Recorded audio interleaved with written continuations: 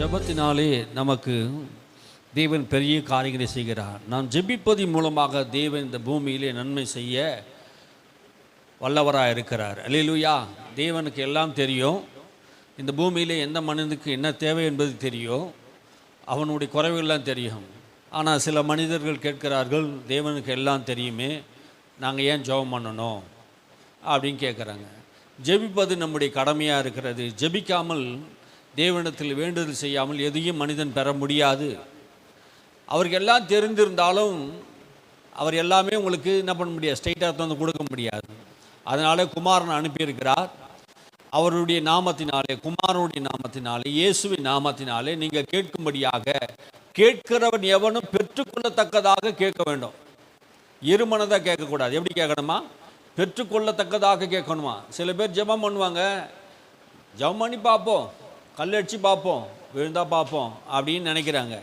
நான் சொல்கிறது என்னென்னா, நீங்கள் ஜெபம் பண்ணுங்கள், அவருடைய நாமத்தினால் உறுதியாக நின்று ஜெபம் பண்ணுங்கள். இயேசு கிறிஸ்து நாமத்தினாலே நீங்கள் எதை கேட்டாலும் பிதாவாகிய தேவன் என்ன பண்ணுவார்? அதை உங்களுக்கு செய்வார்.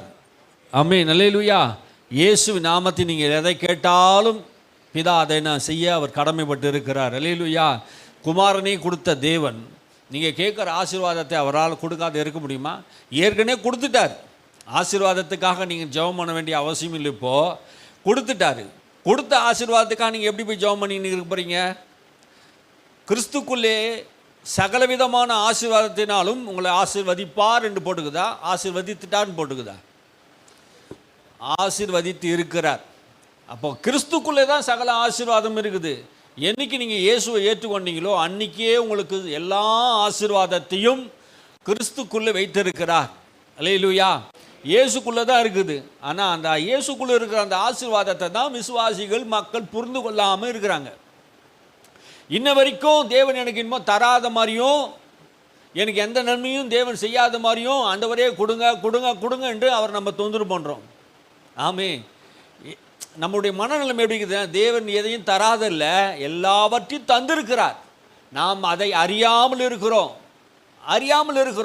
அதனால தான் வேதம் சொல்லுது, சத்தியத்தை அறிவி சத்தியம் உங்களை விடுதலையாக்கும். பைபிளை சரியாக படித்தா நம்ம என்ன பண்ண முடியும்? தேவைகளுக்காக தேவனிடத்தை என்ன பண்ண மாட்டோம், கெஞ்ச மாட்டோம். ஏன்னா கொடுத்ததுக்காக சோத்திரம் பண்ண ஆரம்பிச்சிடுவோம். ஆமென், அல்லேலூயா. நம்முடைய ஜெபம் எப்படி இருக்குன்னா, நல்ல உறவை, ஆண்டவரோடு கூட நல்ல உறவை வைத்து நம்ம ஜெபிக்கணும். பாருங்கள், அவர் அப்பா, நாம் பிள்ளைங்க, அவர் சர்வ வல்லமையுள்ள தேவன், அவர் என்னுடைய தேவனாக இருக்கிறார். நான் எதை கேட்டாலும், அவர் நாமத்தை எதை கேட்டாலும் எனக்கு தருவார். ஏன்னா பொல்லாதவளாகி நீங்களே உங்கள் பிள்ளைக்கு நல்ல ஈவை கொடுக்க அறிந்து இருக்கும்போது பரமபிதா அதை நல்லது உங்களுக்கு நன்மையானது செய்வார் என்பது உங்களுக்கு தெரியும்ல. அவர் நல்லவர், அவரிடத்தில் எந்த காலத்திலும் தீமை கிடையாது. ஆனால் ஆண்டவர் நேசிக்கிறார், நம்மளை அவ்வளோ நேசிக்கிறார் ஆண்டவர். பொல்லாதவளாகி நீங்களே உங்கள் பிள்ளைகளுக்கு என்னது தேவை என்பது அறிந்து நீங்கள் என்ன பண்ணுறீங்க, அவங்களுக்கு செய்கிறீங்க. அப்போ ஜெபம் நம்ம பண்ணும்போது அவர் தேவன் நல்லவராய் இருக்கிறார், வல்லவராய் இருக்கிறார், நன்மை செய்கிறவராக இருக்கிறார். பூமியில் நன்மை செய்கிறவராய் சுற்றி திரிந்தார். கேட்டவருக்கு மாத்திரமல்ல, அவர் எங்கெங்கெல்லாம் போனாரும் நன்மை செய்து கொண்டே இருந்தார். அல்லேலூயா. அதுதான் இயேசுவை பார்த்தா பிதாவை நீங்கள் பார்க்கலாம். அல்லேலூயா. இயேசு யாருன்னு கேட்டால் பிதா, பிதா யாருன்னு கேட்டால் இயேசு. என்னை பார்த்தவன் பிதாவை பார்க்குறான், பிதாவை பார்த்தவன் என்னை பார்க்குறான்.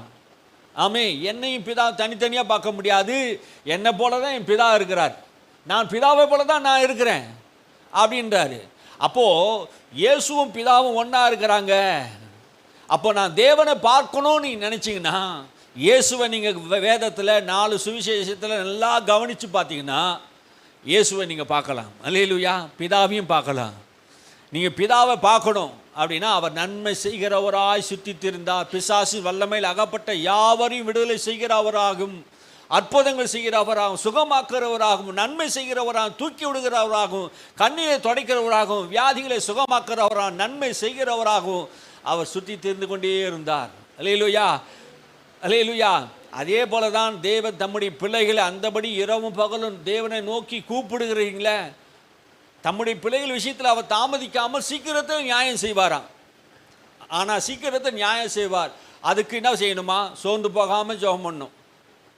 என்ன பண்ணணுமா? சோர்ந்து போகாமல் நம்ம ஜெபம் பண்ணணும். நிறைய பேருக்கு ஜெபத்தில் ஒரு சோர்வு இருக்குது. ஆனால் நாம் சோர்ந்து போகாமல் ஜெபம் பண்ணணும். ஜெபமே பண்ணாமல் ஆண்டவர்கிட்ட எந்த நன்மையும் பெற முடியாது. ஜெபிக்கணும். ஆமென், அல்லேலூயா. கர்த்தரிடத்தில் வேண்டுதல் செய்யணும், விண்ணப்பம் வைக்கணும். ஆண்டவரே என்னை ஆசீர்வதியும் என்று யாபேஸ் ஜெபம் பண்ணினான். பாருங்க, ஜெபம் பண்ணின மனிதன் ஆசீர்வாதத்தை பெறுகிறான். கேட்டான், பழைய ஏற்பாட்டில் வாழ்ந்தான் யாபேஸ் என்கிற ஒரு மனுஷன் இஸ்ரவேல் தேவனாய் கர்த்தரை நோக்கி என்னை ஆசீர்வதித்து தீங்கு என்னை தொடாதபடிக்கு என் எல்லையை பெரிதாக்கும் என்று அவன் ஜெபம் பண்ணினான். அவன் வேண்டிக் கொள்வதை அந்த தேவன் செய்தார் என்று வேதத்தில் பார்க்கிறோம். அவன் வாழ்க்கையில் அவன் வேண்டிக் கொள்வதை செய்கிறார். தேவனிடத்தில் வேண்டிக் கொள்கிறதை கர்த்தர் செய்கிறார். வேதத்தில் எல்லா இடங்களிலும் இயேசுவிடத்தில் வந்து கேட்டபோது ஆண்டவர் எல்லாரிடத்திலும் அன்பு கூர்ந்து இரக்கம் வைத்து தயவு வைத்து அவர் கேட்டதை கொடுத்தார், விரும்பினதை கொடுக்கிறார். நீ விருப்பம் இருக்கணும். விருப்பத்தை தான் தேவனுக்கு முன்பாக தெரியப்படுத்தணும். உனக்கு என்ன வேணும் என்பது அவருக்கு தெரியும். ஆனாலும் நீங்கள் இயேசு கிறிஸ்து நாமத்தினாலே கேட்க வேண்டும். நீங்கள் தேவனுடைய பிள்ளைகளாக இருக்கிறீர்கள், உண்மைதான். ஆனால் அவருடைய நாமத்தினாலே நீங்கள் கேட்டாதான். இயேசு கிறிஸ்து நாமத்தினாலே கேட்குறோம் பிதாவே நீங்கள் கேட்டினா உங்கள் சந்தோஷம் நிறைவாய் பெறுவீர்கள். கேட்காம பெற முடியாது. கேட்கிறவனும் பெறுவான், கேட்காம யாருமே பெற முடியாது. ஆகினாலே ஜெபம் பண்ணுவது அவசியம். சில பேர் முட்டாள்தனமாக பேசிக்கிட்டு இருக்கிறாங்க பாருங்க. ஆண்டவருக்கு தெரியாதா? தெரியும்.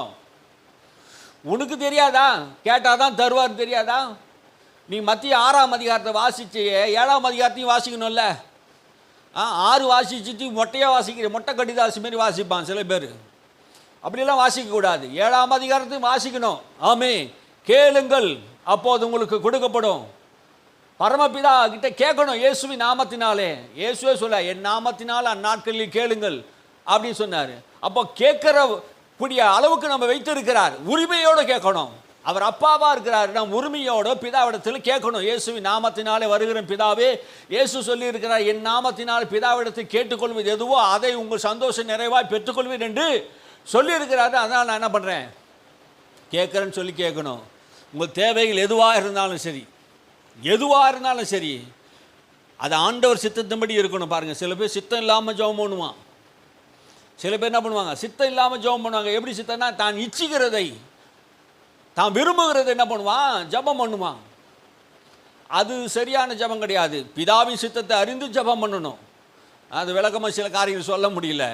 அப்படி சில பேர் அப்படி என்ன பண்ணுவான், அதுக்காக ஜெபம் பண்ணி இருப்பான். ஆண்டவர்கிட்ட அவர் கொலை செய்து விபச்சாரம் பண்ணி வேசித்தனம் பண்ணி என்ன பண்ணாங்க, விண்ணப்பம் பண்ணாது இருக்கிறதுனால அவங்களுக்கு சித்திகரிக்கிறது இல்லை. வாழ்க்கையில் தவறான வாழ்க்கை வாழ்ந்து கொண்டு விண்ணப்பம் பண்ணுகிற வாழ்க்கை, அதை செய்யக்கூடாது. தங்கள் இச்சை நிறைவேறுவதற்காக ஜெபம் பண்ணுவார்கள். பண ஆசை, பொருளாசை, பெண்ணாசை, மண்ணாசை, அடுத்தவங்களுடைய பொருளை இச்சித்து அவங்க நாசமாக போகணும், அவங்க அழிஞ்சு போகணும் சொல்லி ஜெபம் பண்ணுவாங்க. சில பேர் நான் பார்த்துருக்கீங்க பற்றியா, ஆண்டவரே அவன் நாசமாக போகணும், அவன் அழிஞ்சு போகணும், அவன் காலை உடைக்கணும், கையை உடைக்கணும் சில பேர் ஜெபம் பண்ணுறாங்க பாரு. அதெல்லாம் பொல்லாத ஜெபம். கர்த்தர் அப்படியாப்பட்டவரே அல்ல. ஆனால் இந்த மனுஷன் என்ன பண்ணுறாங்க, தப்பு தப்பாக ஜெபம் பண்ணுறாங்க ஆண்டவர்கிட்ட. அவர் எந்த மனுஷனையும் அழிக்கிறவர் அல்ல, எந்த மனுஷன் என்ன பண்ணுறது இல்லை, தண்டிக்கிறவரும் அல்ல. அவர் நன்மை செய்கிறவராக இருக்கிறார். நன்மை செய்து என்ன பண்ணார், நன்மை செய்து கொண்டு சுற்றி திரிந்து கொண்டே இருக்கிறார். நம்ம தேவன் நம்முடைய வாழ்க்கையில் நன்மை செய்யணும்னு விரும்புகிறார். அல்லேலூயா. அதனால் நாம் ஜெபம் பண்ணணும். சில பேருக்கு இளைப்பாறுதலே இல்லை, இளைப்பாறுதலே இல்லை. இன்றைக்கி கிறிஸ்துவ மக்களுக்கு நிறைய பேருக்கு இளைப்பாறுதல் இல்லை. ஏன் இளைப்பாறுதல் இல்லை, ஜெபிக்கிறது இல்லை. இளைப்பாறுதல் தரும்படியாக இயேசு வந்தார். ஆனால் என்ன பண்ணாங்க, மக்கள் ஜெபிக்கிறதே கிடையாது. யாருமே ஜெபிக்கிறது கிடையாது. ஜெபம் பண்ணாமல் எப்படி?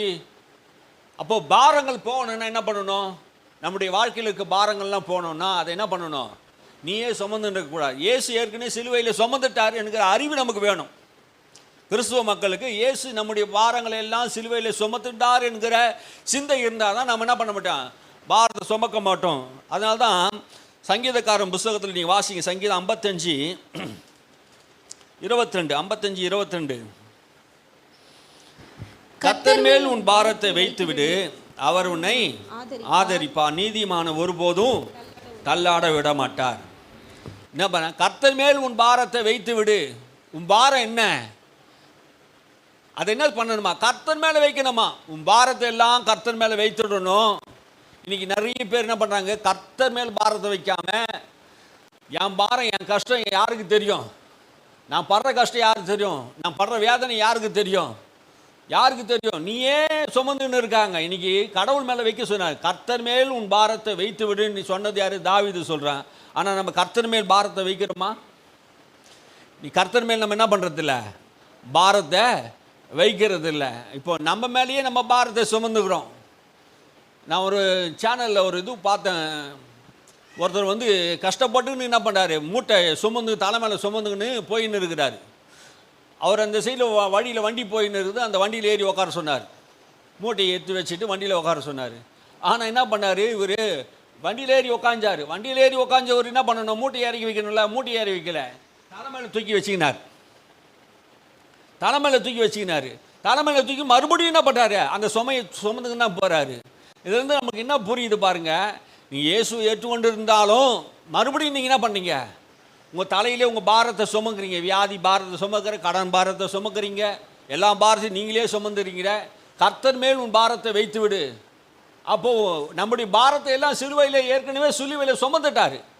நம்மளுக்கு இளைப்பாறுதல் இல்லாமல் இருக்குது. ஏன் பாரத்தை சுமக்கிறோம்? பாரத்தை நம்ம சுமந்தால் நம்ம தலை வலிக்கும், உடம்பு வலிக்கும், நடக்க முடியாது, டயர்டாக தான் இருக்கும். பூமியில் வாழ்வதற்கும் ரொம்ப கடினமான ஒரு விஷயம் என்ன தெரியுமா? பாரம் சுமப்பது. இயேசு நமக்காக கல்வாரி சிலுவையிலே நம்முடைய பாரங்களை எல்லாம் சிலுவையில் சுமந்துட்டார். பாரங்களை சிலுவையில் சுமந்துட்டார். இன்றைக்கி நம்ம என்ன பண்ணுறோம், நம்முடைய பாரத்தை நாமளே சுமக்கிறோம். அதனால தான் இளைப்பாறுதல் இல்லை. ஏன் இளைப்பாறுதல் கிறிஸ்தவருக்கு இல்லை? ஏன் ஆறுதல் இல்லை? ஏன் ஆசீர்வாதம் இல்லை, நன்மை இல்லைன்னு பார்த்தா நம்முடைய பாரத்தை நம்ம ஏன் சுமந்து கொண்டு இருக்கிறோம். அப்படி நம்ம சுமக்கக்கூடாது. ஆமே, கர்த்தர் மேல் உன் பாரத்தை வைத்து விடு. ஆமே, கர்த்தர் மேலே வைக்கணும். இல்லையா? எப்படிங்க கர்த்தர் மேலே வைக்கிறோம்? கர்த்தர் எங்கே இருக்கிறாரு, நான் எப்படி தூக்கி என் பாரத்தை வைக்கிறது, எப்படி வைக்கிறது? சில பேர் இது ஒரு கொஸ்டினாக இருக்குது, இதுவும் தெரியல.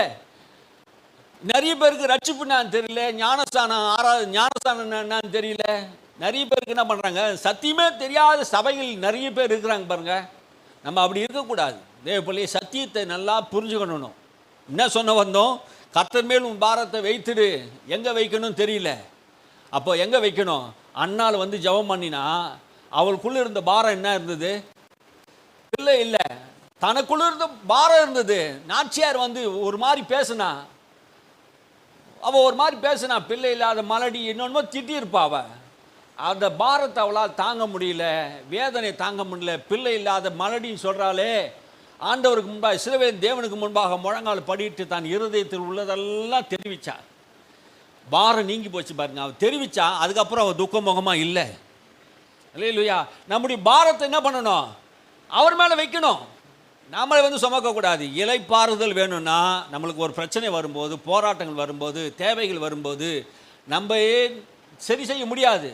நாம் என்ன பண்ணோம், அதுக்காக சரி செய்கிற தேவனிடத்தில் போயிட்டு விண்ணப்பங்களை வைக்கணும், மனு கொடுக்கணும். பாருங்கள், நம்மளுக்கு ஒரு பிரச்சனைனா யார் செய்வாங்க? அரசாங்கம் இந்த நம்மளுக்கு பிரச்சனை, ரோடு போடணும், கரண்ட் தரணும், பட்டா தரணும்னு சொன்னால் நம்ம என்ன பண்ணுவோம், அரசாங்கத்துக்கு மனு போடுவோம். அரசாங்கம் நமக்கு உதவி செய்யுது.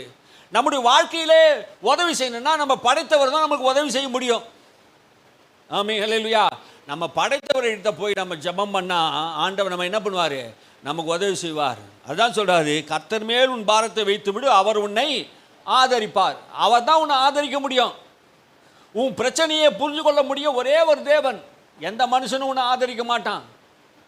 கொஞ்ச நாள் ஆதரிப்பான், 2 நாள் 3 நாள் உனக்கு உதவி செய்வான். தொடர்ந்து அவங்ககிட்ட நீ உதவி கேட்டுப்பார், எந்த மனுஷனாலும் செய்ய முடியாது.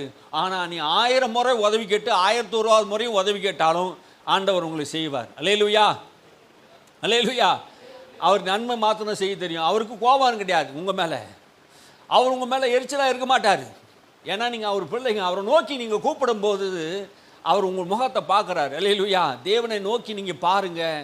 ஆண்டவர் உங்கள் பாரத்தை எல்லாம் அவர் மேலே வச்சுருங்க. சிலுவையில் ஏற்கனவே பாரத்தெல்லாம், பாவ பாரத்தை சிலுவையில் சுமந்துட்டார், நியாயப்பிரமாணத்தை சிலுவையில் சுமந்துட்டார், வியாதியை சிலுவையில் சுமந்துட்டார், தரித்திரத்தை சிலுவையில் சுமந்துட்டார், உன் சாபத்தை எல்லாம் சிலுவையில் சுமந்துட்டார். இன்றைக்கி கவலையெல்லாம் நம்ம சுமந்து கொண்டு இருக்கிறோம், நம்மளே சுமந்துக்கிறோம். இன்றைக்கி மனுஷன் கவலைப்படுறான். எதுக்காக பாரத்தை சொன்னால், என்னத்தை உண்ணுவோம், என்னத்தை குடிப்போம், என்னத்தை உடுத்துவோம், நாம் என்ன செய்ய போகிறோம், இன்னும் இப்படி வீடு கட்ட முடியலையே, பிள்ளைகள் கல்யாணம் பண்ண முடியலையே, எப்படி என்ன பண்ணுவான், சொல்லி சொல்லி சொல்லி சொல்லி மனுஷன் என்ன பண்ணான், கவலைப்படுறான். கவலையை விட்டுடு. நீ கவலை இவ்வளோ கவலை இருக்கா, என்ன பண்ணணும், யார்கிட்ட போய் சொல்லணும்? பக்கத்து வீட்டுக்காரர்கிட்ட சொன்ன தீர்த்துருவானா? செய்ய மாட்டான். உன் நண்பர்கிட்ட சொன்ன செய்வானா? செய்ய மாட்டான். உன் கவலையெல்லாம் தீர்க்கிறவர், உன் கவலையெல்லாம் சுமக்கிறவர் ஏற்கனவே சுமந்து இருக்கிறார். அவர்கிட்ட போய் சொல்லணும். அவர் தான் உன் பிரச்சனைக்கு தீர்வாக இருக்கிறார். அல்லேலூயா. இளைப்பாறுதல் வேணும்னா நம்ம என்ன பண்ணணும்? ஜெபம் செய்யணும். ஜெபம் பண்ணுவது மிகவும் அவசியமாக இருக்கிறது. நாம் ஜெபிக்கிறதுனாலே, தேவ சமூகத்தில் காத்திருக்கிறதுனாலே தேவனிடத்தில் நன்மையை நான் பெற முடியும். நீதிமான் ஒருபோது தள்ளாட ஒட்டார். ஒரு நாளையுமே தேவன் என்ன பண்ண மாட்டார்? நீதிமான தள்ள விட மாட்டார். அப்படின்னா கீழே விழ விட மாட்டார். கீழே விழுந்துட மாட்டீங்க பாருங்க. கர்த்தர் உங்களை தூக்கி எடுக்கிற தேவன். நீதிமானை தள்ளாட விட மாட்டார். அப்போ நீதிமான் யாரு? நீதிமான்னா யாருங்க? நீதிமான்னா யாரு? நான் தான் நீதிமான் சொல்லணும். அல்லேலூயா. ஒருத்தர் பேர் வச்சிருக்கிறான் நீதிமான். அவர் நான் கூப்பிடும்போது நீதிமான். அல்லேலூயா.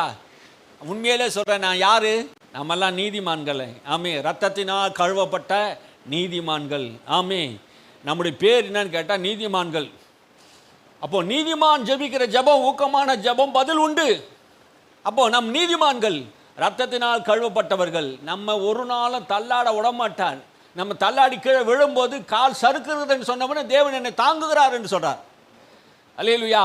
நீ கால் நடக்க முடியல டேடின்னு சொல்லி ஒரு பாட்டு பாடுறாங்க. நம்முடைய வாழ்க்கையிலே கஷ்டமான சூழ்நிலையிலே, கடுமையான பாதையிலே நாம் நடக்கும்போது நாம் தேவன் நம்மை தாங்குகிறவராக இருக்கிறார். தள்ளாட விட மாட்டார். நம்மை தூக்கி எடுக்கிறார். ஒரு சமயத்தில் இயேசு கடலில் நடந்து வராரு. பேதுரு கேட்குறான், நீரானா நானும் நடக்கட்டும், நான் வாடா அப்படின்ட்டார். வா அப்படி சொன்னபோது அவனும் நடந்து வரான். அவன் இயேசுவை பார்த்து வர வரைக்கும் அவன் நடந்து வந்தான். இயேசுவை கவனிக்காமல் உலகத்தை பார்க்கும்போது அவனுக்குள்ளே நடக்க முடியல. அவன் அமிழ்ந்து போனான். ஐயரே, நான் அமிழ்ந்து போகிறேன், என்னை காப்பாட்டும், என்னை ரட்சியும், நான் சாகரத்துக்கு இருக்கிறேன். தூக்கி எடுக்கிறார். அல்லேலூயா. தேவன் நம்மை தூக்கி எடுக்கிற தேவனாக இருக்கார். நீதிமானை அவர் தள்ளாட விட மாட்டார். ஒரு காலம் தள்ளாட விட மாட்டார். ஏன் கர்த்தர் மேலே பாரத்தை வைத்திருந்தா? இந்த உலகத்தில் பொல்லாத மனுஷன் இருக்கிறான். அவன் எப்படியாப்பட்ட மனுஷன் என்று தெரியுமா? அவன் எப்படிப்பட்ட மனுஷன்லாம் இந்த உலகம் அப்படி ஃபுல்லாக நாடக மேடைகள். கடவுளுடைய பிள்ளைகள் மாயமற்ற அன்போடு நம்ம பழகணும். ஆமே. அல்லேலூயா. எப்படி பழகுறாங்க? எதனால் கர்த்தர் மேல் பாரத்தை வைத்துட்டு தாவீது சொன்னார்? மேல் உள்ள வசனத்தை வாசிச்சு பாருங்க, அப்போ புரியும். வாயின் சொற்கள் வெண்ணெயை போல மெதுவானவைகள். எப்பா நிறைய வெண்ணெய்ங்க. வாயின் சொற்கள் வெண்ணெயை போல் இருந்தது. வெண்ணெய் போல பேசுவாங்க. நிறைய பேர் வெண்ணெயை போல பேசுவாங்க. வாசிங்க. அவன் இருதயமோ யுத்தம், அவன் வார்த்தைகள் எண்ணெயிலும் மிருதுவானவைகள், ஆனாலும் அவைகள் உருவின பட்டயங்கள். இதனால்தான் கர்த்தர் மேலே பாரத்தை வச்சுன்னு சொல்றாரு. கர்த்தர் மேலே ஏன் பாரம் வைக்கணும்? சில பேர் எண்ணெயை போல பேசுவாங்க. வெண்ணெயாகவும் எண்ணெயாகவும் பேசுவாங்க. அவங்க நம்மளுக்கு எப்பயுமே என்ன பண்ணுவாங்க? பார்க்கறதுக்கு பேசுறதுக்கு அப்படி இருக்கும். வெண்ணெயாப்ட்டு பேசலாம் பாரு அப்படின்னா, அப்போ வெண்ணெயில் வலுவில் நைஸாக போவோம். அப்போது சில மனிதர்கள் நம்முடைய வாழ்க்கையிலே சில தவறான மனிதர்கள் நம்ம பார்க்குறோம், நல்லவர்கள் நம்ம நினைக்கிறோம். அவங்களுடைய வார்த்தை நம்ம என்ன பண்ணுவாங்க? வெண்ணெயை தடவி எண்ணெயை தடவி கத்தியில் வெட்டக்கூடிய ஆட்கள். அவருடைய இருதயம் எப்படி இருக்குதான்? எப்பவுமே யுத்தமாக இருக்குது. நம்ம நினச்சிக்கிறோம் நல்ல மனுஷன் நினைக்கிறோம். ஆனால் அவங்க என்ன பண்ணுவாங்க? நம்மளோட கூட யுத்தம் பண்ணுகிறார் பாருங்க. அவருடைய இருதயமோ யுத்தம் பண்ணுவதற்கு, சண்டை பண்ணுவதற்கு எப்போதுமே என்ன பண்ணுது? ஆயத்தமாக இருக்கு. அவனுடைய வார்த்தையை எண்ணெயிலே மிருதுவானது, அவன் உருவிய பட்டயம் போல் இருக்கிறான். உருவிய பட்டயம் எப்போ வெட்டலாம், எப்போ யுத்தம் பண்ணலாம். சில பேர் அப்படி தான் நம்மக்கிட்ட பேசி பழகுவாங்க. நீங்கள் ஜாக்கிரதையாக இருக்கணும். ஆமே. அல்லேலூயா. ஜாக்கிரதையாக இருக்கணும். நல்லா பேசுகிறாங்களே, அன்பாக பேசுகிறாங்களே, தன்னுடைய வீட்டு காரியங்களை கேட்பாங்க, விசாரிப்பாங்க. நல்லவங்க போல விசாரிப்பாங்க. ஊழியம் எப்படி இருக்குதுன்னு கேட்பாங்க. அவங்க குடும்பம் எப்படி இருக்குதுன்னு கேட்பாங்க. வெண்ணெயை போல் நெய்யை போல் பேசுவாங்க. சில பேர் பாலை போல் கூட பேசுவாங்க. நல்லா வெண்மையாக இருக்கும் வார்த்தைகள். ஆனால் அவங்க இருதயமோ கேடு உள்ள சிந்தை உள்ளவர்களாக இருக்காங்க. நம்மை குறித்து அவங்க என்ன நினைக்கிறாங்க பார்க்கணும். ஆமே.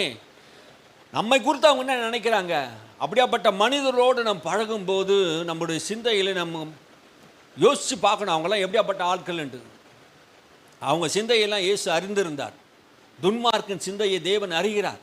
அவங்க எப்படியாப்பட்ட இருதயம் உள்ளவர் என்பது தெரியணும். தேவ பிள்ளையே, நீங்கள் உலகத்தின் பிள்ளைகளை போல இல்லாமல் அறிவுள்ள பிள்ளைகள், ஞானமுள்ள பிள்ளைகள். பிசாசு தான் உங்களை சோதிப்பான், மனுஷனும் உங்களை சோதிப்பான். நீங்கள் தந்திரமான காரியங்களை, அவங்களுடைய செய்கையெல்லாம் நம்ம அறிந்து கொள்ளணும். நீங்கள் நல்லா ஜெபிக்க ஆரம்பிச்சுன்னா, வேதத்தை வாசிக்க ஆரம்பிச்சுன்னா, உங்ககிட்ட இருக்கிற ஆள் எப்படியாப்பட்ட ஆள்னு தெரியும் உனக்கு. ஆமென், அல்லேலூயா. பின்னாடி இங்கே பேசுவான், பின்னாடி போய் சதி வேலைகளை செய்வான். என்ன பண்ணுவான்? சதி வேலை செய்வான். முத்தத்தினாலே காட்டி கொடுப்பான். ஏசுநாதர் செய்தானா? ஏசுநாதருக்கு என்ன தெரியாத இருந்தது, எல்லாம் தெரியும் அவருக்கு. முத்தத்தினாலே காட்டி கொடுப்பான். நல்லா பேசுவான், ஐயரே போதகரே அப்படின்னு சொல்லுவான். ஆனால் முத்தத்தில் அவன் காட்டி கொடுக்குறது முத்தத்தில் காட்டி கொடுக்குறான். இதுதான் வெண்ணெய்ன்னு சொல்கிறது, நெய்ன்னு சொல்கிறது. இந்த மாதிரி யுத்தத்தில் பண்ணுகிற ஒரு மனிதர்கள் நம்மோட கூட இருக்கும்போது நமக்கு என்ன பண்ணும்? இருதயம் பாரமாயிடும். அதனால கர்த்தர் மேலும் உன் பாரத்தை வைத்து விடு. மனிதர்கள் நம்ம இப்படி தான் இருப்பாங்க. மனிதர் என்னை மேற்கொள்ள விடாதிரு என்று சொல்லி ஜெபம் பண்ணான். மனிதர்கள் என்னை மேற்கொள்ளக்கூடாது ஆண்டவரே, ஜெபம் பண்ணணும். நம்மளுக்கு இளைப்பாறுதல் வேணும்னா மனிதர்கள் நம்ம மேற்கொள்ளக்கூடாது. நம்முடைய வாழ்க்கையில் யுத்தங்கள் வரதான் செய்யும். ஆனால் யுத்தத்தின் மத்தியிலே நாம் தேவனிடத்தில் போய் நம்முடைய பாரத்தை எல்லாம் கர்த்தர் எடுத்து சொல்லணும். உன் பிரச்சனையை கர்த்தர் எடுத்து சொல்லு. பிரச்சனையை தீர்க்கிறவர் அவர் தான். யார்கிட்ட நீங்கள் போய் சொல்ல போறீங்க? ஜெபம் எதற்கு? உங்கள் பிரச்சனைகளை, உங்கள் தேவைகளை நீங்கள் தேவனிடத்தில் சொல்லும்போது அந்த விண்ணப்பத்தை கேட்டு கர்த்தர் என்ன பண்ணுவாராம்? பதில் அளிக்கிறவராக இருக்கிறார் என்று வேதம் சொல்லுகிறது. 1 பேதுரு 5:7 சொல்லுகிறது, அவர் உங்களை விசாரிக்கிறபடினால் உங்கள் கவலைகள் எல்லாம் சொல்லுங்க, அவர் மேல் வைத்து விடுங்கள். நல்லா படிங்க. எங்கள் மேல் வைத்து விடுங்க, உங்கள் மேலே வைத்துடுங்க அப்படின்னு போட்டுக்குதா? அவர் மேல் வைத்துடுங்க போட்டுக்குதா? அவர் உங்களை விசாரிக்கிறபடினால். 1 பேதுரு 5:7 அவர் உங்களை விசாரிக்கிறவர் ஆனபடியினால் உங்கள் கவலைகளை எல்லாம் அவர் மேல் வைத்து விடுங்கள். உங்க கவலை எல்லாம் யார் மேல வச்சிடுங்க? அவர் மேல வச்சிடுங்க. அவர் உங்களை விசாரிக்கிறார். ஆனா நீங்க விசாரிக்கிற இடத்துல இருக்கிறீங்களா? எப்போ விசாரிப்பார் ஆண்டவர்? எப்போ உங்களை விசாரிப்பார்? அவர் உங்களை விசாரிக்கிறபடினா உங்க கவலையெல்லாம் அவர் மேல வச்சிடுங்க. உங்களை விசாரிக்கிற நேரம் எது? ஆதாமே நீ எங்க இருக்கிறா என்று விசாரித்தாரா? அப்போ நான் ஜபமே பண்ணாம ஆண்டவர்கிட்ட வராமே ஆண்டவர் உன்னை எப்படி விசாரிப்பார்? அப்போ விசாரிக்கும் போது என்ன சொல்லுவேன்? உன் கண்ணில் கண்ணீர் வரும், ஏன்பா அழுவுற கேட்பாரு. ஏன்பா இருதயம் துக்கமாக இருக்குது, உன் முகநாடி ஏன் வேறுபட்டு இருக்குது கேட்பாரு. வேறுபட்டுக்குதா இல்லையா? முகத்தை பார்த்தா தெரியுது ஏதோ பிரச்சனை இருக்குது, அவருக்கு எல்லாம் தெரியும். ஆனால் அவர் உங்களை விசாரிக்கணும்னா நீங்கள் முதலாவது எங்கே இருக்கணும்? விசாரிக்கிற இடத்துல இருக்கணும். அப்போ கடவுள் சமூகத்தில் நீங்கள் வந்து உக்காஞ்சாதான் உன்னை விசாரிப்பார், உங்கள்கிட்ட பேசுவார். நீ விசாரிக்கிற இடத்துல இல்லையே. நிறைய பேர்கிட்ட பாரம் அவங்களே வச்சுக்கிறதுக்கு காரணம் அவர் மேல் பாரத்தை வைத்து விடுங்கள். அவர் மேல் வச்சிடுங்க, அவரே உன்னை ஆதரிப்பார். கர்த்தர் மேல் வைத்திடுங்க. உன் பிரச்சனைகள் எல்லாம் தேவனிடத்தில் சொல்லுங்கள். உங்கள் வாழ்க்கை எதிர்காலம் நல்லா இருப்பதற்காக, வளமாய் வாழ்வதற்காக, வெற்றியாக வாழ்வதற்காக தேவ சமூகத்திலே ஆலோசனை தருகிறார். அவர் அவர்களுக்கு போதிக்கிறார், ஆலோசனை தருகிறார், ஞானத்தை தருகிறார். அதற்கான வழிகளை, அதற்கான சத்தியங்களை உனக்கு போதிக்கிறார். அந்த பாதையில் உன்னை நடத்துவார். நான் உனக்கு போதித்து நீ நடக்க வேண்டிய வழிகளை நான் உனக்கு காட்டுவேன். யாருக்கு? ஆண்டவர்கிட்ட விசாரிக்கணும். ஆமே, விசாரிக்கணும். ஒரு காரியத்தை விசாரிக்கணும். நான் செய்ய வேண்டிய காரியத்தை தேவனிடத்திலே விசாரிக்கணும். ஏன் இன்னைக்கு அநேகருடைய வாழ்க்கையில் டைவர்ஸ் வருது? ஏன் அநேக குடும்பத்தில் பிரச்சனை வருது? விசாரிக்கிறது இல்லை. பிஸ்னஸில் பிரச்சனை, பிஸ்னஸில் தோல்வி, பிஸ்னஸில் அடி வாங்குதல். காரணம் என்ன? தேவனிடத்தில் விசாரிக்கிறது இல்லை. எதற்கு பாரம் வருது? நீ செய்யறதுக்கு முன்னாடி ஆண்டவர்கிட்ட விசாரிக்கிறியா? ஆண்டவர்கிட்ட விசாரிக்கிறியா? அவர் முன்ன விசாரிக்கிறபடினாலே உங்கள் கவலையெல்லாம் அவர் மேலே வச்சிருங்க. நீங்கள் கர்த்தருடைய வழி நடத்துதல் இருந்தீங்கன்னா, ஜெபம் பண்ணீங்கன்னா ஆண்டவர் உங்களுக்கு பதில் கொடுப்பார். அல்லேலூயா. நீங்கள் கர்த்தரிடத்துல விசாரிக்கணும்.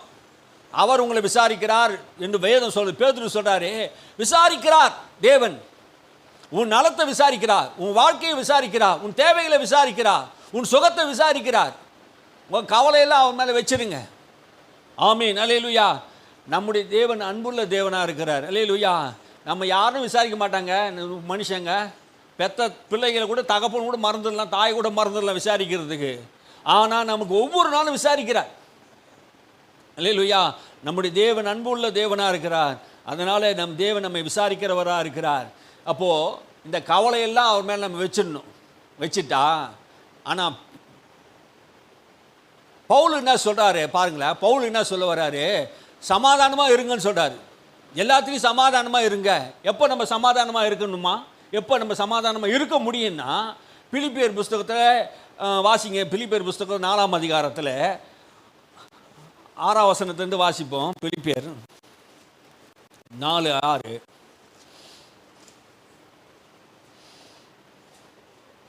நீங்கள் ஒன்றுக்கும் கவலைப்படாமல் எல்லாவற்றையும் குறித்து உங்கள் விண்ணப்பங்களையும் ஸ்தோத்திரத்தோடு கூடிய ஜெபத்தினாலும் வேண்டுதலினாலும் தேவனுக்கு தெரியப்படுத்துங்க. நீங்கள் ஒன்றுக்கும் கவலைப்படாமல், இப்போ ஏன் இன்னைக்கு அநேக மனுஷன் கவலைப்படுறான்? ஒன்றுக்கும் கவலைப்படக்கூடாதுன்னு தேவன் சொல்கிறார், வசனம் சொல்லுது. பிலிப்பியருக்கு எழுதும்போது பவுலும் சொல்கிறாரு. எப்போ சொல்கிறாருன்னா, சிறைச்சாலையில் இருக்கும்போது சொல்கிறாரு, நீங்கள் ஒன்றுக்கும் கவலைப்படாமல். இன்னைக்கு எல்லாத்துக்கும் கவலை, எல்லாவற்றையும் குறித்து மனுஷனுக்கு கவலை. ஆனால் இங்கே பிலிப்பியருக்கு சிறைச்சாலையில் இருக்கும்போது அந்த மக்களுக்கு சொல்கிறாரு, நீங்கள் ஒன்றுக்கும் கவலைப்படாமல் எல்லாவற்றையும் குறித்து, உங்கள் வாழ்க்கையில் நடக்கிற எல்லா பிரச்சனைகளையும் குறித்து ஒன்றுக்கும் கவலைப்படாமல் நீங்கள் என்ன பண்ணணுமா? உங்கள் விண்ணப்பங்களையும் ஸ்தோத்திரத்தோடு கூடிய ஜெபத்தினாலும் வேண்டுதலினாலும் பக்கத்து வீட்டுக்காருக்கு தெரியப்படுத்துங்க, உங்கள் முதலாளிக்கு தெரியப்படுத்துங்க. அப்படி என்ன போட்டுக்குதா? இல்லைல்ல. பைபிள் எப்படி படிக்கணும்? தேவனுக்கு தெரியப்படுத்துங்க. எப்படி தெரியப்படுத்தணும்? ஸ்தோத்திரம், ஜெபம். இன்னைக்கு ஸ்தோத்திரத்தோடு, ஆண்டவரே எனக்கு இந்த பிரச்சனை இருக்குது, ஸ்தோத்திரம் ஆண்டவரே, இந்த பிரச்சனையை நீ தீர்க்க வல்லவராக இருக்கிற ஸ்தோத்திரம், இந்த நோய் சுகமானதுக்காக ஸ்தோத்திரம், எங்களுக்கு அற்புதங்கள் செய்கிறதுக்காக ஸ்தோத்திரம், எங்கள் தேவைகளை சந்திக்கிறதுக்காக ஸ்தோத்திரம், என் ஜெபத்தை கேட்டதுக்காக ஸ்தோத்திரம், இந்த பிரச்சனையை நீ மாற்றி போட்டதுக்காக ஸ்தோத்திரம், இந்த கவலை எங்களை விட்டு போனதுக்காக ஸ்தோத்திரம், எங்கள் பிள்ளைகள் ஆசீர்வாதமாக இருக்கிறதுக்காக ஸ்தோத்திரம், எங்கள் பிள்ளைகளுக்கு சமாதானம் பெரிதாக இருக்கிறதுக்காக ஸ்தோத்திரம்.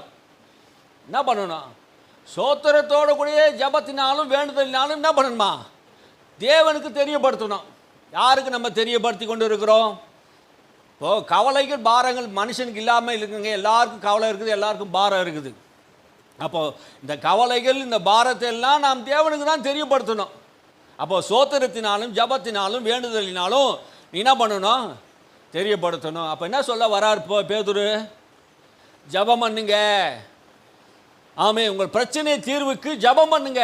எல்லா பிரச்சனையும் தீர்வு உண்டாக வேண்டும் என்றால் உங்கள் கஷ்டங்களை, உங்கள் பாடுகளை, உங்கள் தேவைகளை தேவனிடத்தில் தெரியப்படுத்துங்கள். அல்லேலூயா. அவர் உங்கள் தேவைகளை எல்லாம் சந்திப்பார். கர்த்தர் மேல் உங்கள் பாரத்தை வைத்து விடுங்கள். அவர் தான் உங்களுக்கு நன்மை செய்ய முடியும். அல்லேலூயா. தேவனால் கூடாத காரியம் ஒன்றும் இல்லை. இன்னைக்கு கடவுளுடைய பிள்ளைகள் இளைப்பாறுதல் இல்லாமல், சந்தோஷம் இல்லாமல், சமாதானம் இல்லாமல் இருக்கிறதுக்கு ஒரே காரணம், தங்கள் தேவைகளை, தங்கள் கஷ்டங்களை தேவனிடத்தில் சொல்லுகிறது இல்லை. அதுக்கு தான் ஜெபம் பண்ண சொல்றாரு. ஸ்தோத்திரத்தோட கூடிய ஜெபத்தினால வேண்டுதல்னா நீ ஜெபம் பண்ணு. அப்போ ஜெபிக்கிறவனுக்கு என்ன நடக்கும்? என்ன நடக்கும்? என்ன கிடைக்கும்? கீழே பவுல் சொல்றாரு, அப்போது எல்லா புத்திக்கு மேலான தேவ சமாதானம் உங்கள் இருதயங்களிலும் உங்கள் சிந்தையிலும் கிறிஸ்து இயேசுக்குள்ளே காத்து கொள்ளும். அப்போ எல்லா புத்திக்கு மேலாக உங்கள் இருதயத்தில் என்ன பண்ணுமா? தேவ சமாதானம். இன்னைக்கு ஏன் தேவ சமாதானம் இல்லை? இந்த ஸ்தோத்திரத்தோடு ஜெபத்தினோட ஆண்டவருக்கு தெரியப்படுத்தாததுனால்தான் இருதயத்தில் சந்தோஷம் இல்லை. இருதயத்தில் என்ன இல்லை?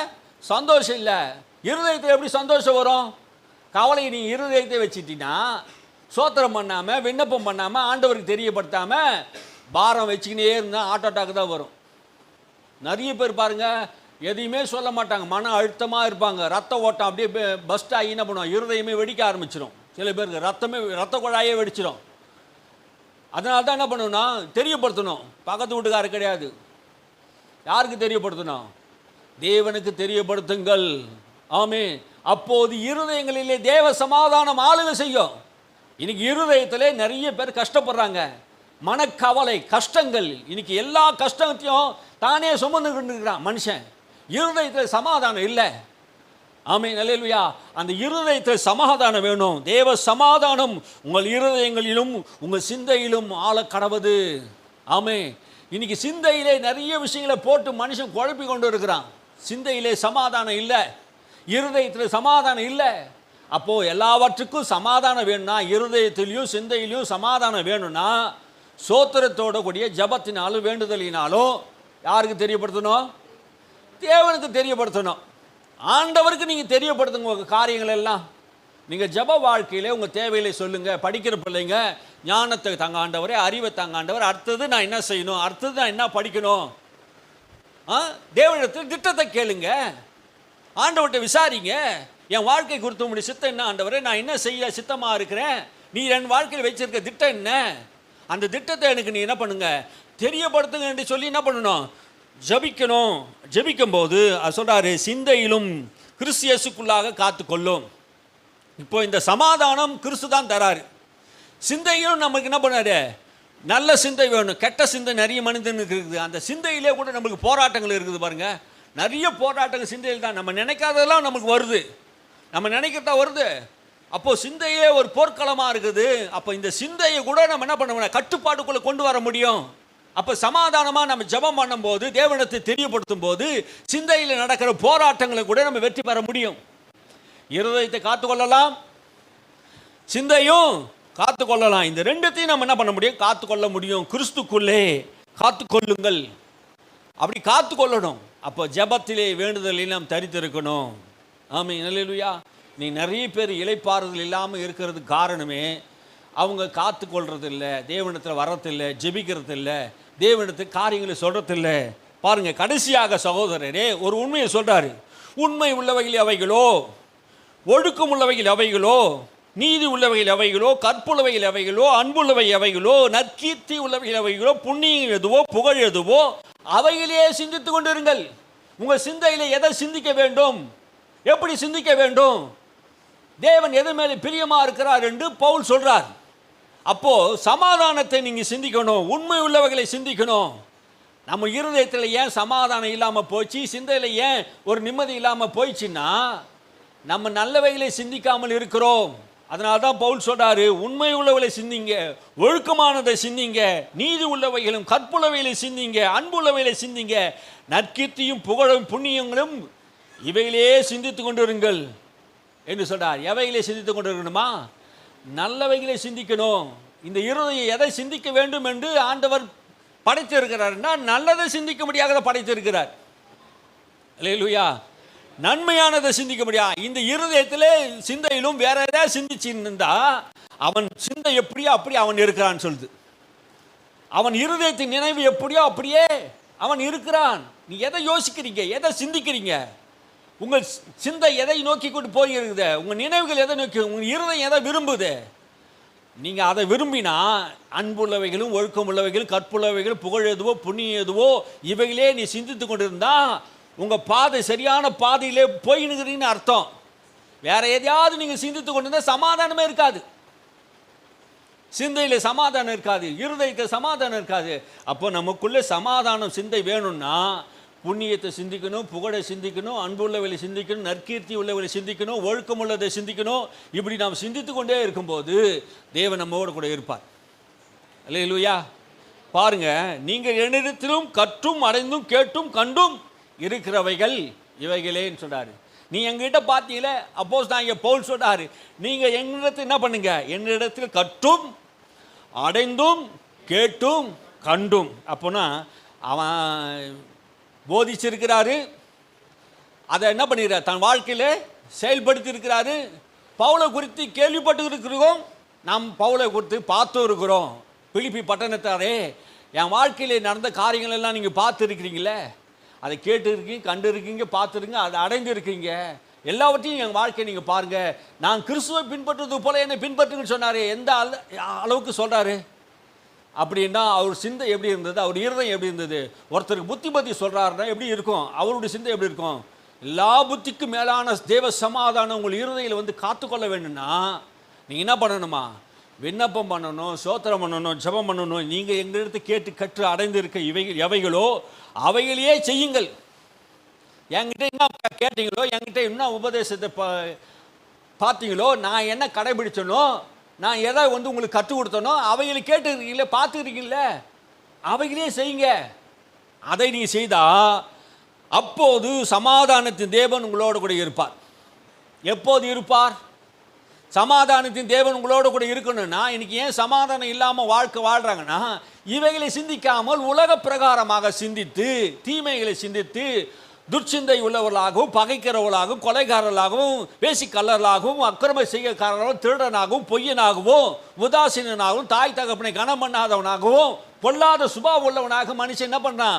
அந்த காரியத்தை சிந்திக்கிறான். உலக பிரகாரமாக வாழ்கிற வாழ்க்கையை சிந்திக்கிறான். அதனால தான் அவனுக்கு சந்தோஷம் இல்லை, அதனால தான் இருதயத்தில் மகிழ்ச்சி இல்லை, அதனால தான் அவனுக்கு தூக்கம் கிடையாது. இன்னைக்கு நிறைய பேர் தூங்க முடியல, இருதயத்தில் பாரம். தீமையானதை யோசித்து யோசித்து யோசித்து யோசித்து எவனை கெடுக்கலாம், எவன் ஊழியத்தை கெடுக்கலாம், எவனுக்கு விரோதமாக பொய்ய பேசலாம். நாம் பேசின வார்த்தைக்கு விரோதமாக பேசுகிற மனுஷங்க எப்படி இருப்பாங்க பாருங்க. எவனுடைய வாழ்க்கை கெடுக்கலாம், எவனை தீமை செய்யலாம், எவனுடைய சமாதானத்தை கெடுக்கலாம், எவன் குடும்பத்தை கெடுக்கலாம்னு நினைக்கிற ஒரு கூட்டங்கள் இருக்கிறாங்க.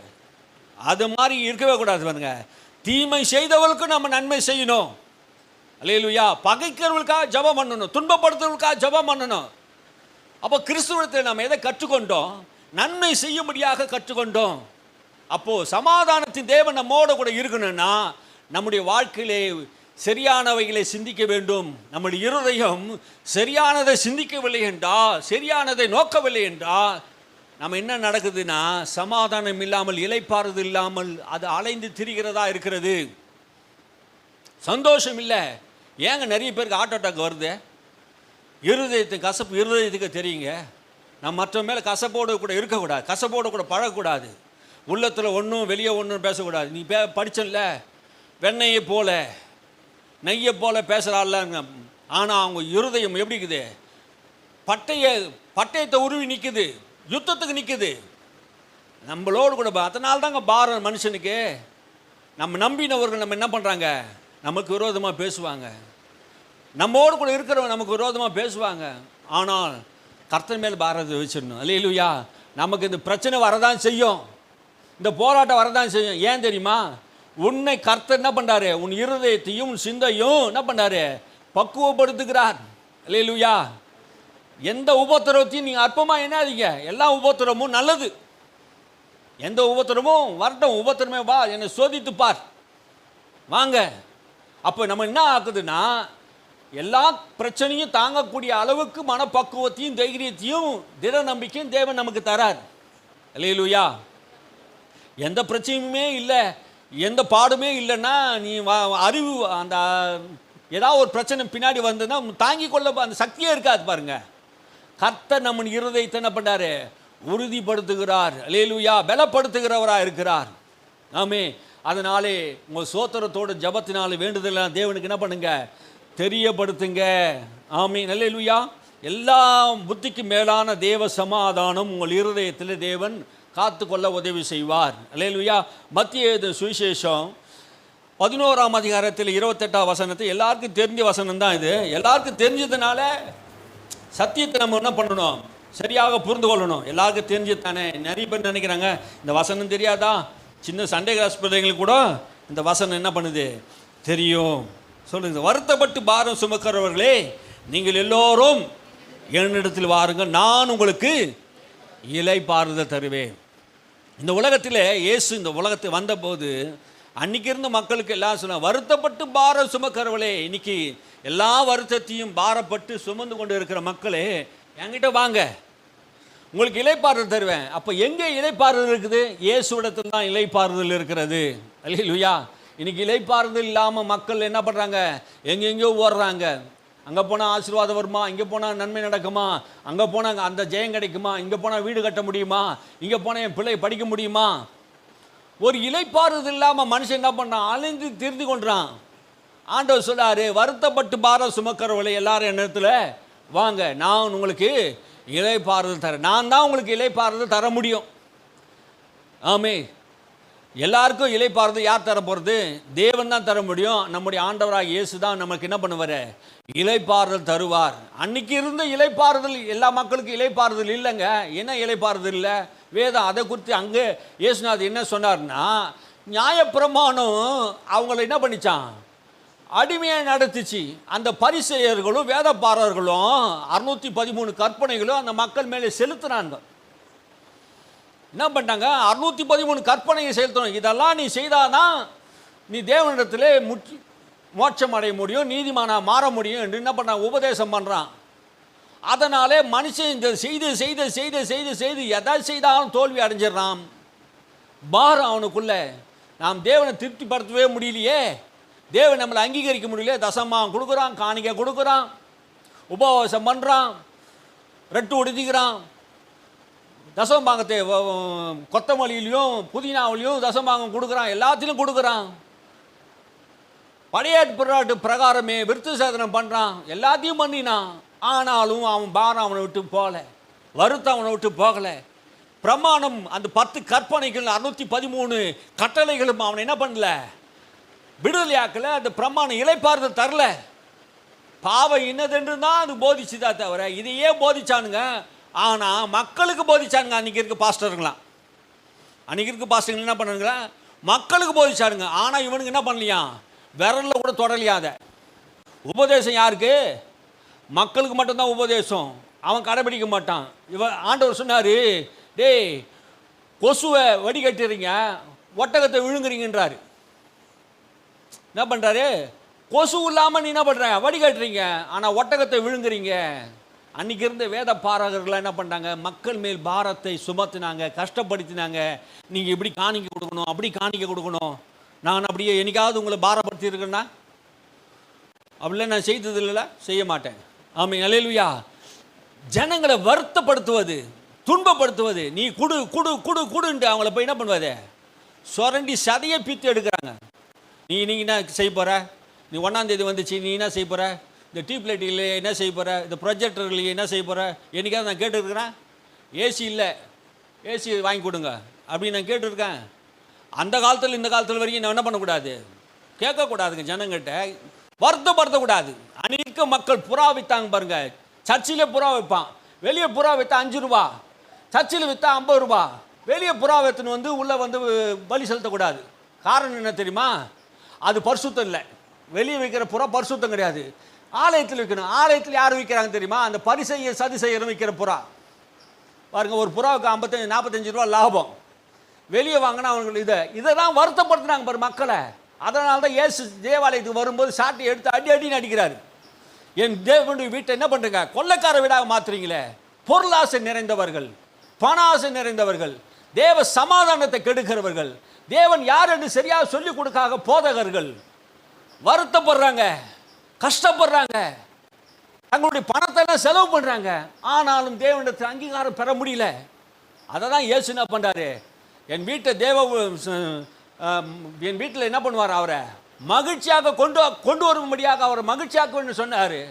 அதை என்ன பண்ணிட்டாங்க இவங்க, கல்லர் கோகையை ஆக்கிட்டாங்க, வியாபார ஸ்தலமாக மாற்றிட்டாங்க. இன்னைக்கு சபை வியாபார ஸ்தலமாக இருக்குது. நீ எழுதி கொடுங்க, 2500 ரூபா கொடுங்க சர்ச்சை கட்டுறதுக்கு, 10,000 ரூபா கொடுங்க, 1 லட்ச ரூபா கொடுங்க, 2 லட்ச ரூபா கொடுங்க, 10,000 ரூபா கொடுங்கன்ட்டு வருஷத்தில் 4 தடவை எழுதி வாங்குறது. எங்கே சமாதானம் எங்கே இருக்கும்? சமாதானமே போயிடுது. சபைக்கு போகிற இடத்துல எல்லாம் நிறைய இடத்துல சமாதானம் போயிடுது. எப்படி இருக்குது, வியாபார ஸ்தலமாக மாறுறாங்க. இயேசுவின் பேரை வைத்து என்ன பண்ணுறாங்க, ஏமாத்துற ஒரு கூட்டமாக இருக்குது. அதெல்லாம் மாற்றணும். ஆமீன், அல்லேலூயா, ஆமீன். நல்ல சிந்தை உள்ளவர்களாக இருக்கணும். கர்த்தர் கொடுத்த நல்ல சிந்தையை ஜனங்களுக்கு சரியான சத்தியத்தை போதிக்கணும். பிரமாணங்களை போதிச்சாங்களே தவிர பண ஆசை உள்ளவளாக இருந்து பணத்தை என்ன பண்ண சம்பாதிக்கிறத, இயேசுவின் பெயரை வைத்து பணத்தை சம்பாதிக்கிற ஒரு கூட்டம் இருக்குது. ஆமீன். அதெல்லாம் மனம் மாறணும். அல்லேலூயா, மனம் மாறணும். உண்மையாக கிறிஸ்துக்கு ஊழியம் செய்யணுங்க. நான் ஒருவனிடத்திலும் வருத்தத்தை உண்டாக்கலைன்னு சொல்றார் பவுல். வருத்தங்கிட்டையும் நான் பண்ண இலவசமாக சாப்பிடல. எங்கேயாவது பவுல் வந்து யாரையாவது வருத்தப்படுத்தினாரா? பவுலை மாதிரி யாருங்க ஊழியம் செய்தது சொல்லுங்க? பவுலை மாதிரி யார் ஊழியத்தை செய்தது? யாராவது சொல்ல முடியுமா? இப்போ இருக்கிற உலகத்தில் யாராவது பவுலை மாதிரி ஊழியத்தை செய்தனா? யாரும் கிடையாது. ஆனால் பவுல் என்ன சொல்றாரு, நான் ஒருத்தனிடத்திலும் இலவசமாக சாப்பிடல, ஒருத்தனையும் நான் என்ன பண்ணல, வருத்தப்படுத்தல. வேலை செய்யாதவன் சாப்பிடக்கூடாதுன்னு நான் என்ன பண்ண கட்டளை எடுக்கிறேன். உங்களில் சிலர் இப்படி செய்கிறாங்க, அவங்களுக்கு நான் உறுதியாக கட்டளை எடுக்கிறேன். விசுவாசியாக இருந்தாலும் ஊழியக்காரனாக இருந்தாலும் நாங்கள் எப்படி கூடாத தொழிலை செய்து எங்களுக்காகவும் எங்களுக்கு வேண்டியவைக்காகவும் எங்களோடு கூட இருக்கிறவங்களுக்காகவும் நான் என்ன பண்ணுறேன், சம்பாதிக்கிறேன்னு சொல்கிறாரு. இன்றைக்கி சொல்கிறாங்க நிறைய பேர், முழு நேரமும் ஊழியம் செய்கிறேன்னா. முழு நேரமாக நீ என்ன ஊழியம் செய்கிற சொல்லு பார்க்கலாம். முழு நேரம் நீ எங்கே ஊழியம் செய்கிற? முழு நேரமும் டீ காரில் இருக்கிற, முழு நேரமும் எங்கன்னா ஒரு ஊழியக்கார கூட்டத்தில் இருக்கிற, முழு நேரமும் நீ என்ன பண்ணுற, தேவ சமூகத்தில் காத்து இல்லை. அப்போது நமக்கு தெரியுது பாருங்க, முழு நேரம்னா என்ன அர்த்தம். அப்படி ஆண்டவர் சொல்கிறாரு. பவுல் அப்படி முழு நேரம் ஊழியம் செய்யலையா? பாதி நேரம் பார்ட் டைம் ஊழியம் செய்தாரா கேட்குற. பவுல் என்ன பார்ட் டைம் ஊழியம் செய்தார்? கொஞ்ச நேரம் வேலை செய்துட்டு கொஞ்ச நேரம் ஊழியம் செய்தார். முழு இருதயத்தோடு ஊழியம் செய்யுங்க. அல்லேலூயா. ஒருவன் ஊழியம் செய்தால் பிதாவானவர் என்ன பண்ணுவார்? கனம் பண்ணுவார்.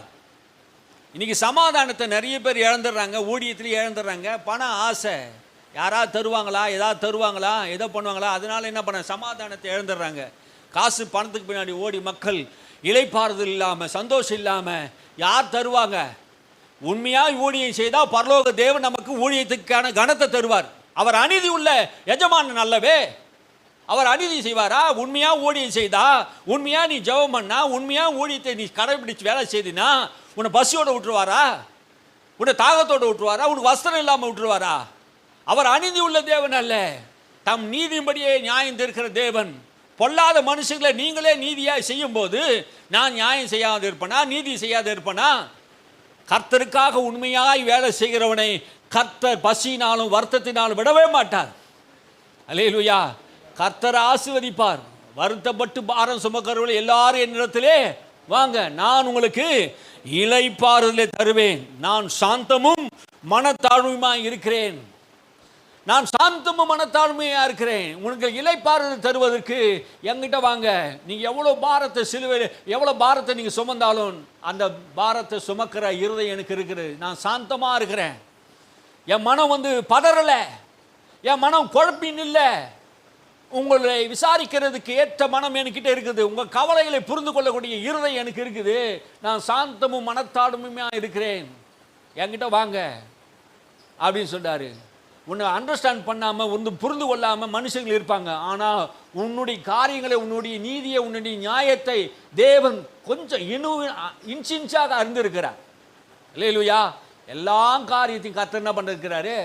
அறிந்திருக்கிறார். அதனால தான் சொல்கிறாரு, என் நுகத்தை உங்கள் மேல் ஏற்றுக்கொள்ளுங்கள், என்னிடத்திலே கற்றுக்கொள்ளுங்கள், அப்போது உங்கள் ஆத்துமாக்களுக்கு இளைப்பாறுதல் கிடைக்கும்.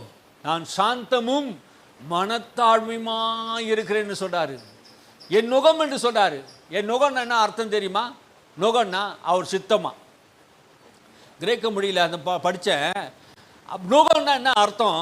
நுகம்னா சித்தம். நுகம்னா என்ன அர்த்தம்? தமிழ் அர்த்தம்னா நுகம்னு சொல்லும்போது என்ன அர்த்தம்? ஒரு மாடு, 2 மாடு கட்டுவோம்ல, அந்த கழுத்தில் போடுவாங்கல்ல நுகம், அது நுகம். அப்போ ஆண்டவர் நம்ம மேலே ஒரு நுகத்தை வைக்கிறார். என்னன்னா அவர் சித்தத்தை வைக்கிறார். அந்த சித்தத்தை நாம் சுமக்கும் போது என்ன சொல்றாருன்னா, அந்த சித்தம் கற்றுக்கொள்ளும் போது அப்போது உங்கள் ஆத்துமாக்களுக்கு இளைப்பாறுதல் கிடைக்கும். அவர் சித்தத்தின்படி நீ செய்திட்டினா, அவருடைய வசனத்தின்படி நீ செய்ய ஆரம்பிச்சிட்டினா, அவருடைய வார்த்தையின்படி நீ செய்ய ஆரம்பிச்சிட்டா, கழுத்தில் போடப்பட்ட நுகம் அது உனக்கு பாரமாக இருக்காது. எப்படி இருக்குமா? என் நுகம் மெதுவாயும் என் சுமை லகுவாயும் இருக்கும். அது கசப்பாக இருக்காதான். அவருடைய சுமை எப்படி இருக்காதா? கசப்பாக இருக்காதான். பாரம் லேசாக இருக்குமா? அது பாரமே இருக்காது. இயேசு கொடுக்கிற அவருடைய நுகங்கள் பாரமாக இருக்காது. அப்போ அவருடைய சித்தம் என்னென்ன, அவர் நமக்கு என்ன செய்ய நினைக்கிறாரோ அந்த சித்தத்துக்கு நம்ம ஒப்பு கொடுக்கணும். அல்லேலூயா. நேரம் இல்லாதனால ஷார்ட்டாக சீக்கிரத்தை நான் முடிக்க போகிறோம், ஒரு 5 நிமிஷத்தில். அவர் சித்தத்தை நம்ம பற்றி தெரிஞ்சுக்கணும். அவர் சித்தம் என்னென்னா நீங்கள் புரிஞ்சுக்கங்க. இயேசு சிலுவையில் மரிக்கணும், பிதாவின் சித்தம். கெத்செமனே தோட்டத்தில் என்ன பண்ணுறாரு? 3 தரம் போய் என்ன பண்ணுறாரு? ஜெபம் பண்ணுறாரு. அப்போது இயேசு மேலே சுமத்தப்படுறதுக்கு அந்த நுகம் பாரமானதா? ஆனால் அங்கே பாரமாக தெரியுதா இல்லையா? அங்கே சிலுவையிலே அவர் சுமக்க போகிறாரு, பாவம் அறியாத அவரை பாவமாக்க போகிறாரு, அவர் பாரம் சுமக்க போகிறாரு என்பதை அறிந்து என்ன பண்ணார்? சரீரத்தில் வியாகுலம் வந்து அவர் முழங்கால் படியிட்டு தன் முகம் மண்ணில் படும் அளவுக்கும் முகத்தில் படுதான். இயேசுநாதருடைய முகம் என்ன பண்ண மண் இதில் படிஞ்சு முகம் குப்புற விழுந்து பிதாவை நோக்கி ஜெபம் பண்ணுறார். பிதாவே, இந்த பாத்திரம் என்னை விட்டு நீங்கள் கொடுமானால், இந்த நுகங்கள் என்னை விட்டு நீங்கள் கொடுமானால் நீங்கள் செய்யும், ஆகினும் என் விருப்பம் இல்லை. என் விருப்பம் ஒன்று இருக்குது, அந்த என் விருப்பத்தை விட்டுடுங்க. நீர் என்ன நினைக்கிறீரோ அதை நான் என்ன பண்ணணும்? செய்யணும். நுகன நேரமா அவர் நம்மேல் வைத்திருக்கிற சித்தத்தை நாம் செய்வது தான். அல்லேலூயா. அந்த நுகத்துக்காக ஒரு ஜெபம் பண்ணார். மறுபடியும் ஜெபம் பண்ணுறாரு. 2வது தரம் ஜெபம் பண்ணுறாரு.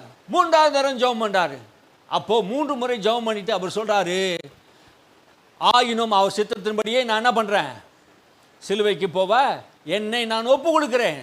அப்போது பிதாவின் சித்தத்தை செய்வது தான் அவருடைய நுகமாக இருக்கிறது. அப்போது நுகம் இப்போ பாரமாக இருந்த மாதிரி தெரியுதுல்ல.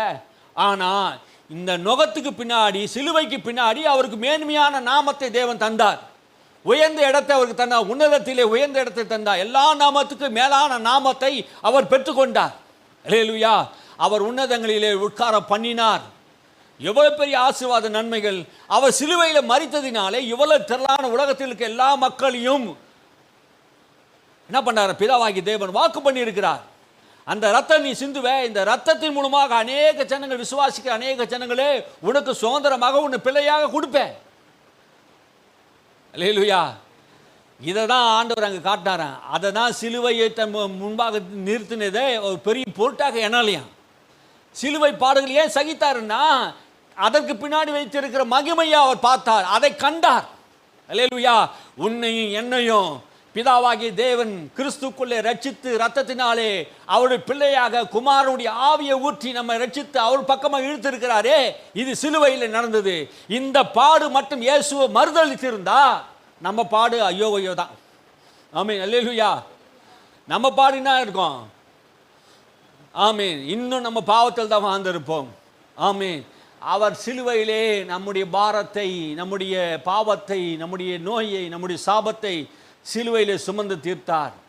அதனால தான் நம்ம இளைப்பாறுதல் இருக்கிறோம். அதனால தான் அவர் சொல்றாரு, என்கிட்ட வாங்க, நான் உனக்கு இளைப்பாறுதல் தரேன். ஆமீன். அல்லேலூயா.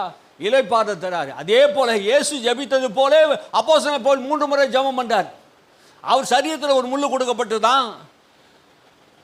அவருக்கு என்ன முள்ளு கொடுக்கப்பட்டது? சரீரத்தில் நான் உயர்த்தாதபடிக்கு கொட்டு சாத்தானுக்கு ஒப்பா இருக்கிறது. நான் 3 முறை நான் என்ன பண்ணேன்? விண்ணப்பம் பண்ணினேன். அவர் பதில் என்ன சொல்றாரு? என் கிருபை உனக்கு போதும், உன் பலவீனத்திலே என் பலன் பூரணமாக விளங்கும் என்று சொல்லி ஜெபிக்கிறத அந்த இடத்துல இயேசுநாதர் பதில் கொடுக்கறத பார்க்குறோம். அல்லேலூயா. பலவீனத்தில் பலன். என்ன பலவீனம்? என்ன பலவீனம் அவருக்கு? சில பேர் வியாதின்னு சொல்கிறாரு, சில பேர் கண்ணில் தண்ணி வருதுன்னு சொல்கிறாங்க. யாரோ எதோ ஒன்றா சொல்லட்டும். அவர் தேவ பிரசன்னத்தில் அதிகமாக பிரசன்னத்தில் இருந்ததுனாலே சரீரம் பலவீனப்பட்டது சொல்கிறாங்க. தேவ பிரசன்னம் ஒரு மனுஷன் மேலே வரும்போது அவன் பலவீனப்படுகிறது உண்மைதான். அதனால் அவர் பலவீனப்பட்டிருக்கலாம். இன்னொன்று, கிறிஸ்துவ சுவிசேஷத்தை பட்டணங்கள் தோறும் கிராமம் தோறும் அறிவித்ததுனால அநேக அடிகள் அடிக்காம, பசி பட்டினி மிலாறுனால் அடிச்சது, கல்லுனால் அடிச்சது, எத்தனையோ தோறும் அவர் என்ன பண்ணாங்க? சிறைச்சாலை வச்சு தொழு மரத்தை வச்சு அடின்னு அடிச்சுக்கிறாங்க. அதனால் சரீரத்தில் ஏதாவது ஒரு பலவீனங்கள் இருந்திருக்கலாம். அவர் என்ன சொல்கிறார்? நான் வியாதிப்பட்டேன்னு எந்த இடத்துலையும் சொல்லலை, பலவீனம் தான் சொல்கிறார். அப்போது கிறிஸ்துவுக்காக நான் பட்ட உபத்திரவத்தை பலவீனம் என்று சொல்லுகிறார். தனக்கு வெளிப்படுத்தப்பட்ட ரகசியத்தை நான் அதை குறித்து மேன்மை பாராட்டாதபடிக்கு நான் என்ன பண்ணேன்? பலவீனனாக இருக்கிறேன்னு சொல்கிறாரு. அதை குறித்து உயர்த்தக்கூடாத அளவுக்கு நான் பலவீனனாக இருக்கிறேன். அப்போ 3 முறை விண்ணப்பம் பண்ணியும் தன் பலவீனத்தை நீக்கும்படியாக ஜெபம் பண்ணுறார். 3 முறையும் கர்த்தர் ஒரே பதில் தான் சொல்கிறார், என் கிருபை உனக்கு போதும். அல்லேலூயா. உனக்கு வருகிற உபத்திரவங்கள், பாடுகள், பிரச்சனைகள்லாம் நீங்கள் பிரச்சனையே பெரிய பிரச்சனையே நினைக்காதீங்க. அவர் கிருபை உனக்கு போதும். உன் பலவீனத்தில் அவர் பலன் பூரணமாக விளங்கும். அல்லேலூயா. அவருடைய பலன் உங்களுக்கு விளங்கும். அப்போ அவர் சித்தத்தின்படி நம்ம செய்யும்போது என்ன நடக்குது? தானியேலை நீங்கள் கவனித்து பாருங்கள். தானியேல் நல்ல மனுஷன், ஜெபிக்கிற மனுஷன், இடைவிடாமல் ஆராதிக்கிற மனுஷன். ராஜாவுக்கு முன்னாடி போய் சொல்கிறாங்க, ராஜாவை தவிர வேறு யாரையும் 1 மாதம் வரைக்கும் தொழுது கொள்ளக்கூடாது, ஆராதிக்கூடாதுன்னு. ஆனால் தானியேல் என்ன பண்ணார்? தேவனை உண்மையாக தொழுது கொண்டார். அவனுக்கு என்ன கிடைச்சிது? தானியேலை உயர்த்துவதற்கு தேவன் ஒரு சித்தம் வச்சிருக்கிறாரு. அவன் தேவன் மேலே நம்பிக்கையாக இருக்கிறான். அவனை போய் சிங்க கவியில் போட்டாங்க. சிங்கம் சாப்பிட்டுச்சா? என்ன அவனை சாப்பிடல. காரணம் என்ன? தேவன் தானியேலை உயர்த்துவதற்காக ஒரு சித்தத்தை வைத்திருக்கிறார். இந்த பழியா நீ போ, தானியேலின் தேவனே தேவன், வேறு ஒரு தேவன் இல்லை என்று அந்த நேபுகாத்நேச்சார் அறிக்கை செய்கிறார். அல்லேலூயா. இதுனே நான் தேவ சித்தத்தை அந்த பாடுகள் வரும்போது நம்ம நினைக்கிறோம், கஷ்டமாக நினைக்கிறோம். ஆனால் அதுக்கு பின்னாடி ஒரு என்ன பண்ணுகிறாரு? ஒரு மேன்மையான வாழ்க்கை வைத்திருக்கிறார். யோசேப்போட வாழ்க்கை பாருங்க. அவன் செய்யாத தப்புக்கு தண்டனை அனுபவிக்கிறான், குழியில் தள்ளப்படுறான், விலைக்கு விற்கப்படுறான். ஆனால் தேவன் ஒரு சித்தத்தை வைத்திருக்கிறார்.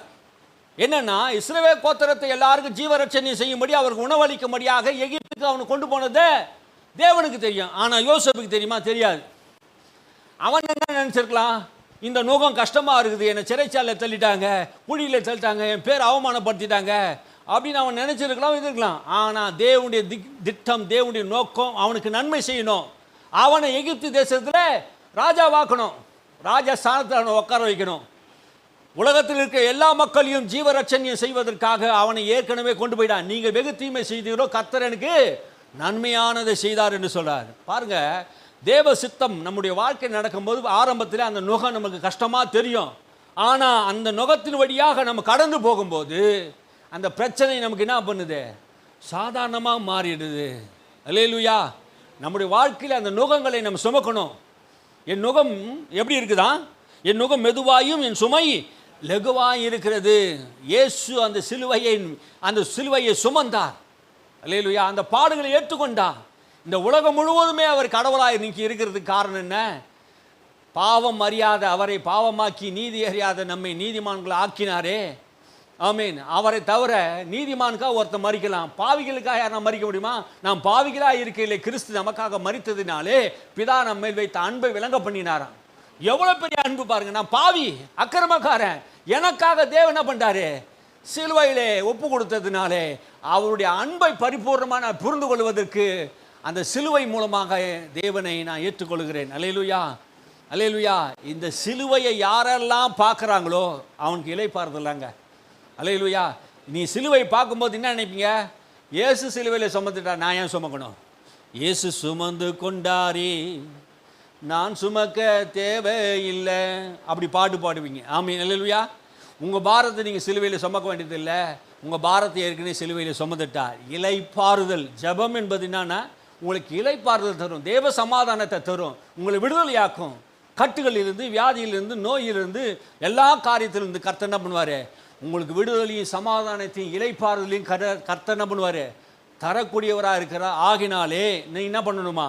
கர்த்தர் மேல் உங்கள் பாரத்தை வைத்திடுங்க. ஆமென். அவரே உங்களை விசாரிக்கிறபடினாலே உங்கள் கவலையெல்லாம் அவர் மேலே வச்சுருங்க. நீங்கள் உங்கள் கையில் வச்சுக்காதீங்க. ஜெபம் பண்ணுங்க, விசாரிங்க, கர்த்தரிடத்தை சொல்லுங்கள். அவர் உங்களுக்கு பதில் கொடுப்பார். அவருக்கு உங்கள் ஜெபங்களுக்கு, வேண்டுதலுக்கு அற்புதங்கள் செய்வார். சோத்திரத்தினால, ஜெபத்தினால, வேண்டுதலினால தேவனுக்கு நீங்கள் தெரியப்படுத்தும் போது சமாதானம் காத்துக்கொள்ளுவீங்க, இருதயத்தில் காத்துக்கொள்ளுங்க, சிந்தையில் காத்துக்கொள்ள முடியும். சிந்தை பரிசுத்தமாகவும் இருதயம் பரிசுத்தமாகும். அல்லேலூயா. அப்போ தான் இளைப்பாறுதல் கிடைக்கும். நிறைய பேருக்கு இளைப்பாறுதல் இல்லை, இருதயத்தில் சந்தோஷமும் இல்லை, சிந்தனை இல்லை, நல்ல சிந்தனை இல்லை. நமக்கோ கிறிஸ்துவின் சிந்தை உண்டாயிருக்கிறது. அல்லேலூயா. மேலானதவையில் நான் நாடிக்கொண்டு இருக்கிறோம். எனக்கு ஒரு தேவன் இருக்கிறார், எனக்கு ஒரு தகப்பன் இருக்கிறார், எனக்கு அவர் நன்மையானதை கர்த்தர் செய்வார் என்பது விசுவாசிப்போம். இளைப்பாறுதலோடு போவோம். இளைப்பாறுதலுக்காக நாங்கள் ஜெபம் பண்ணணும். அல்லேலூயா. அந்த இளைப்பாறுதல் பாடுகள் மத்தியிலே, கஷ்டத்தின் மத்தியிலே பவுல், இயேசு, மற்ற அப்போஸ்தலர்கள், இன்றைக்கி இருக்கிற பரிசுத்தவான்கள் எல்லாருக்கும் இந்த பாடு இல்லாமல் இல்லை, அந்த பாடுகள் மத்தியிலே அந்த இளைப்பாறுதலை அனுபவித்தார்கள். ஆமீன். அல்லேலூயா. எனக்கு பாடே வரக்கூடாதுன்னா நீங்கள் இந்த உலகத்தில் இருக்கக்கூடாது. பாடுகள் மத்தியில் ஒரு பக்கம் உபத்திரம் இருந்துன்னு தான் இருக்கும், ஒரு பக்கம் கஷ்டம் இருந்துன்னு தான் இருக்கும். ஆனால் அந்த உபத்திரத்தின் மத்தியில் இளைப்பாறுதல். நீதிமானுக்கு நடக்கிற மாதிரி துன்மார்க்கு நடக்குது. அவன் வீடும் அழியுது, இவன் வீடு நிலைச்சிருக்குது. ஏன்னா இவன் கிறிஸ்து கண்மலையை கட்டப்பட்ட வீடு. புத்தி உள்ளவன், நம் புத்தி உள்ளவளாக இருந்து ஜெபிக்கணும். அல்லேலூயா. கர்த்தர் நம்மை ஆசீர்வதிப்பாராக. எல்லாரும் எழுந்திருப்போம்.